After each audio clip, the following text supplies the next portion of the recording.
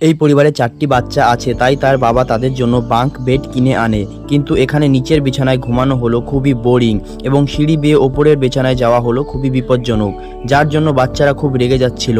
তাই তাদের মা আর বাবা ঠিক করে নতুন করে বেড বানাবে। তারা ঘরের দুপাশে লোহার রড দিয়ে 4 কোণা ফ্রেম বানিয়ে নেয় এবং ইকো ফ্রেন্ডলি কাঠ দিয়ে সেগুলোকে ঢেকে দেয় এবং এর ওপরে কিছু সফট ম্যাট্রেস পাতিয়ে দেয়।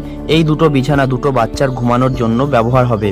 এরপর তারা এই বিছানার সোজাসুজি ওপরের দিকে লোহার ফ্রেম দিয়ে এবং তাতে কিছু স্ট্যান্ড ব্যবহার করে একটা বিছানার কাঠামো বানায় এবং তাতে ইকো ফ্রেন্ডলি কাঠ দিয়ে ঢেকে দেয় এবং সফট ম্যাট্রেস ওপর দিয়ে পাতিয়ে দেয়, যেটা খুবই আরামদায়ক বিছানা হয়ে যায় এবং বিছানার পাশ দিয়ে সুন্দর রেলিং দিয়ে দেয়।